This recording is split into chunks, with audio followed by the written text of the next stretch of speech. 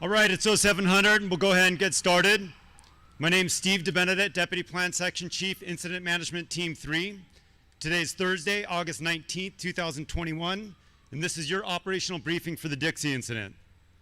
As a reminder, if you have phones, please put them on a mute setting, and please refrain from having any side conversations during our briefing. For the incident objectives, both the management and control objectives have not changed since last operational period. Now for your situational update, night operations, Sean Jerry. Good morning, Sean Jerry with the situational update. Starting in Branch 9, Division Lima, last night the fire crossed Highway 36 into Childs Meadows onto Mill Creek Plateau. Currently about 2,500 acres. Crews are getting in there right now to work that and try to pinch that off. Branch 13, the fire's still holding all the way along Highway 89 north into the park boundaries. The Duffy group last night started with the firing operation at drop point 276 along Highway 36 down towards Willard Creek. That was pulling in, working real good. They're going to continue with that today. That might become a hot handoff. Down in the Janesville branch, they were able to complete dozer line from drop point 282 down to Highway 395, protecting the north end of, or the south end of Janesville. And from drop point 282 going towards Antelope Lake, they started constructing line with dozers to try to make that a bigger box. Thank you and have a safe day. Weather, Joe Gosward. And good morning, everyone. Not to lull you into a false sense of security, but I had it all planned out too. I had to change shirts. But in all seriousness, there is we're still under a red flag warning through about 8 o'clock this afternoon. It's going to be for branches 9 and 13, so on the western side of the fire. Pretty similar to what we saw yesterday. Northeast winds, they will be picking up once you get a little bit more heating, but they are also probably going to be dying off a little bit earlier in the day. The big storm system that brought this nice dry air is continuing to move off to the east, and so the winds are going to be slacking off a little bit earlier as that thing does pull on out. So we're looking at generally northeast winds continuing pretty much all day long, a bit on the gusty side, especially on the ridge tops, the exposed slopes, and those areas where the topography and those northeast winds come together. They could be a bit on the squirrely side. Temperatures are going to be a little bit warmer. Humidity is going to stay about the same, and then we'll start talking about a wind shift tomorrow. But for today, pretty much a repeat performance of what you saw yesterday, maybe just ending a little bit earlier with some of those stronger winds. Thank you. Fire behavior, Brian Newman. Okay, good morning. So that red flag that we saw yesterday extending through today at 8 p.m. allowed for the fire to stand up in some of these areas, and when that smoke thinned out and allowed for that fresh air to get in there and start feeding it. So expect much of the same today that they saw yesterday, especially down here in the over in the Division Lima area, far over here in 9-13 area. That's going to get that brunt of that wind as it comes down through here and out towards that Highway 36 area. That's our new funnel today. Kind of like we talked about your last shift out here on the east side. This is the funnel today. It's really swirly in there just because of the topography and the wind as it funnels out towards the valley. So expect that you're going to have continued activity in there like they were seeing overnight. Expect that to continue today and into the evening before the wind starts to calm a little bit, but we'll still expect activity just because the dry air that's around us, the dry fuels, and the receptiveness of everything, it's allowing that fire to keep going over there and keep challenging lines. Coming up on the north part in the park area, that north wind is, as you get up on those upper elevations, it's putting a lot of wind speed across there and a lot of activity to go with it. Heavy fuels, steep topography, and really allowing that fire even to back against the wind and those really heavy deaden down in there. So just be aware of that and work in that area. It's even spotting against the wind in some places, not real far, but it is so receptive. It's allowing it to get out that way. Coming around in the top part of the Lassen sector, They had some activity in there yesterday that stood up, especially in the northern part, or excuse me, in the southern part here, just north of the lake. That island got a little bit of fresh air, stood up, and allowed for some column development in there. And that's on relatively flat ground. So be aware of that and expect that again today. Coming into the Susanville branch, Clear Branch area coming across here, the wind that we had traditionally see across here pushes off to the east. It's pushing now to the west. And so it's spots fires that are out here that have been thrown out in the last few days are now seeing that fresh air come into it and giving it some activity and opportunity to grow. So just be aware of that as you're working in there today. Be aware for any spots. The sheep fire and the Willard fire scar is holding pretty well, but it does have opportunities for advancement in there as the wind pushes on it. Coming down until the Janesville area, I expect that northeast wind to get funneled by the escarpment, push that fire continuing to the southeast.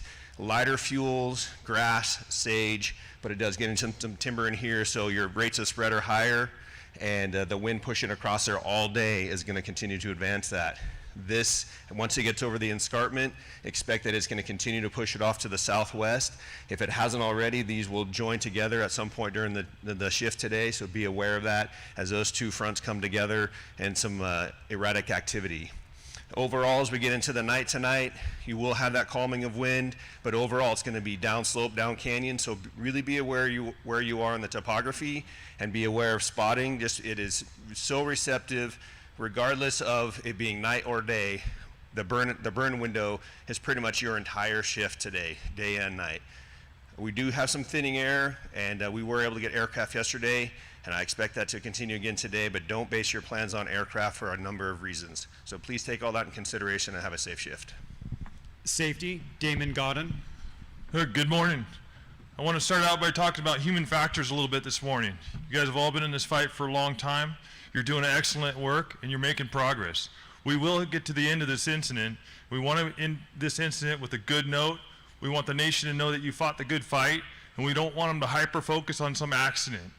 When we're talking about accidents, we're referring to human factors, what we're doing on the fire line, using our resources correctly, and checking in with everybody that's been doing the fight every single day.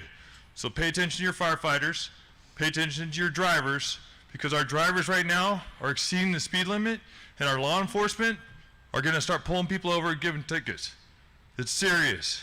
Over here where we get our fuel, historically here in town, they have accidents, numerous every year. We don't want something with light bar and getting in a wreck over here. Going down 395, 91 miles an hour, someone was clocked in an apparatus yesterday. Unacceptable. The IC wants everybody to cease it, talk to your drivers, slow it down. Same thing when the smokes cross the road, pull over and let it slow down. Take care of our firefighters that are fighting right on the road. Thank you very much. Keep them safe. Don't forget what's most important. Everybody goes home safe. LCES, make sure you got somewhere to go if things go bad. Thank you. Operations, Mark Brunton. Good morning. Welcome back to those of you who've been with us, and for anybody new, welcome to the Dixie incident. Got our east and west zone. Team 3's got the west zone. We've got 3 sectors with deputy operations section chiefs heading each sector, and then we've got branches, divisions, and groups. We'll do our roll call down to the division level. The Butte sector is remote, and they'll continue on with their leadership. Their branch 1, 5, and 7 will be Carlos, and their divisions will be Casson. Moving on to our personnel that are here. The Lassen sector, Deputy Operations Section Chief Bohall. Here. Branch 9, Immigrant. And Trainee Mitchison. Here. Division Kilo Alderete. Here. And Trainee Cecina. Here. Division Lima York. Here. Branch 13, Clemec. The rest of his divisions are in the park. Division Papa English. Branch 16, Skrbecki. Division Romeo, Fetterman. Division Tango will be a Phil. Division Uniform, Milovich. Lassen Heavy Equipment Group, Peterson. Moving on to the Westwood sector, Deputy Operations Section Chief Norman.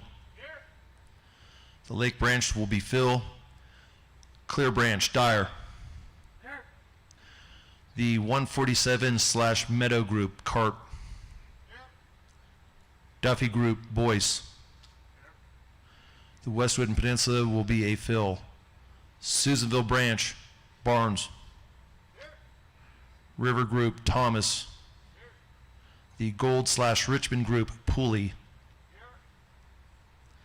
Janesville Contingency Branch, Andreas.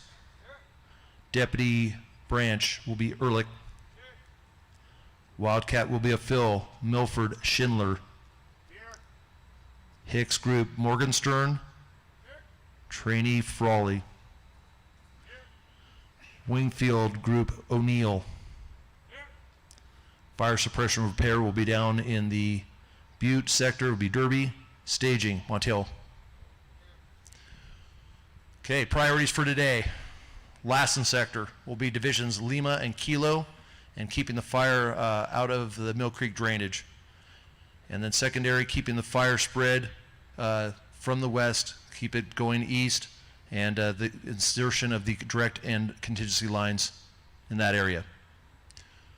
Westwood sector, our priorities are the Janesville contingency lines and Highway 395 corridor, and then our firing operation that's taking place on Highway 36 to complete that operation.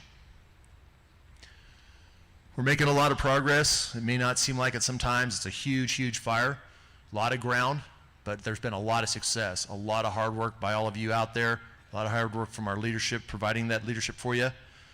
There's still a lot to do. Okay, there's a lot of major fires throughout the state, and we're slowly losing resources to assist them, so we're having to do a lot more with a lot less. That means a lot more hard work and a lot more effort. And the thing is, regardless, we're going to be measured by our successes.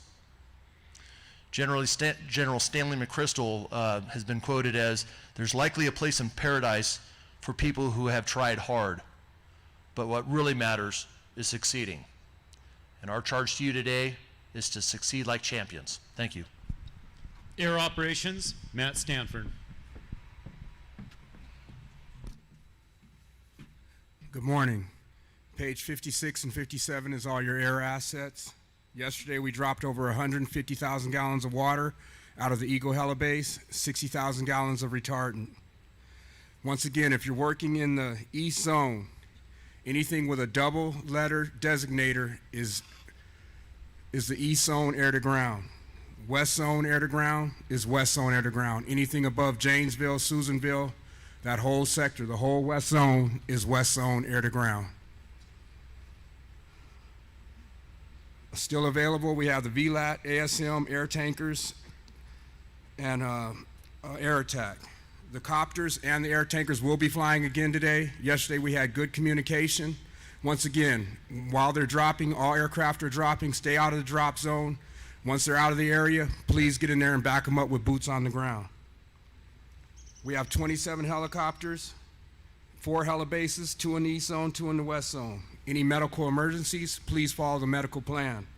Work safely together. Communications, Corey Costa. Hi, good morning. Corey Costa, Commel trainee. For August 19th today, there's no new clone. Last clone was August 14th. That was a Saturday. If you're new to the incident, obviously come by communications, and we'll get you the most recent program and update. For West Zone, your 205s will be found on page 58 and 59, and the East Zone 205 will be on page 60 of the IAP. Remember, when you go check your 204s, when you're at your breakouts and all that, look at your command channel. It may not be exact. If it says Command 91, for those of you on the east, I don't want to say east side, but the eastern part of our West Zone, maybe Command 89 might work better for you. So always make sure, if you're not getting that kickback and the feedback, switch your channel, move it around, see what you can get to get your communications out. As always, if there are any concerns, questions, dead spots, anything that you're getting communication-wise, please let us know. Be as descriptive as possible. And if always, we're always down at the end of Main Street, right before supply. Have a safe shift. Medical, Kevin Fortney. Good morning. Your medical plan is on page 63 this morning. Again, the box 8 information is the most important information that you need to review with your personnel. It should be made made clear at the breakouts with your divisions and branches, but you need to get it back to your firefighters. If you have any injuries to report, please come by my trailer on Trailer Row. Additionally, today I have 3 new ambulances on the line. Please be clear in the information you're giving us in location so that we can make sure we get you the resources appropriately. I still have CalMat out there with the dock and supplies. If you need anything, stop by there. And my number is at the bottom of the 206 if you have any questions during your shift. Thank you. Information, Dan Olson. Good morning, everyone. If you turn to page 66 in your IAP, I want to provide you with some information. Yesterday, we repopulated 3,900 folks, and they got to go back to the residence. However, we still have over 25,000 that are affected right now. If you come into contact with them, please take a minute of your time and provide them some of this information regarding the Dixie fire. In terms of acreage, we are currently at 678,369. Containment is at 35%, and total personnel assigned to the incident is 5,982.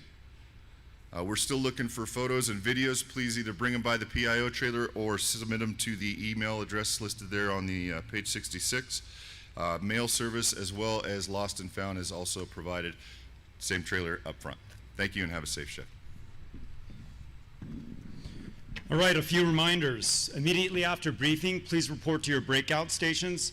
Westwood sector will meet behind me outside the fence. The Lassen sector will meet behind you outside the briefing area. Unassigned resources, please meet off to my right outside the fence, and a resource leader will meet with you and get you an assignment. For our meeting schedule, our next cooperators meeting's at 0900 hours. Our next planning meeting's at 1700 hours, and your next operational briefing will be tomorrow at 0700 hours. And now for our Unified Incident Commanders, Jay Lusher and Billy C. Good morning. We really want to thank everybody's effort. It comes all the way from the agency administrators you're supporting to the citizens you're protecting. You're doing great work. On June 30th is when large fires started to emerge in Northern California. Our fire is working towards the Beckworth complex. That was one of the first large fires. That was 7 weeks ago. There's at least 10 more weeks of fire season in California. I'm sure there's some folks here that started in the Southwest in May fighting fire. We often hear about this isn't a sprint, that it's a marathon. This isn't a marathon. You've all been entered into the Mountain States 100, the most grueling endurance race out there. There's a lot of season left, and fatigue is setting in. Fatigue affects your ability to make good decisions, so watch out for each other, take care of each other, have a good shift. Thank you. Good morning.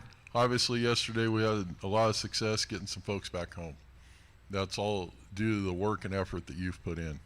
Just to give you a little perspective, the west side of this fire, sitting on top of the Mill Creek drainage, adds a whole new complexity. We're going to have to look to try to keep that out of the Mill Creek drainage, because if not, that is going to issue additional challenges moving forward. Obviously, we move over on the 395 corridor. We're sitting in the Eagle Fire footprint, historic fire behavior out there, major complexities, numerous communities. We've got fire southwest of Susanville, in between Susanville and Westwood. Those are our priorities for today. That's what we're going to be working on. To the far west of us, we've got 2 incidents, 250,000 acres. To the south of us, we've got another incident, 65,000 acres. To the north of us, we've got another incident, 65,000 acres and growing each and every day. Numerous firefighters are on the front lines trying to gain ground and gain success. Today we're going to be challenged by the wind pattern. Tomorrow we'll be challenged again by the wind pattern coming from a different direction. Stay focused, think out ahead, make good sound decisions. You heard from safety, watch your driving habits, take care of the public. That's your #1 priority. Make sure you're driving safe and you're looking out for the public out there. You're the ambassadors of the Emergency Response Service. Be those ambassadors today, stay safe, and let's have a good, hard day's worth of work out there and still gain ground and success and develop normalcy. Thank you. That concludes your operational briefing. Please remember to turn your phones back on and have a safe shift.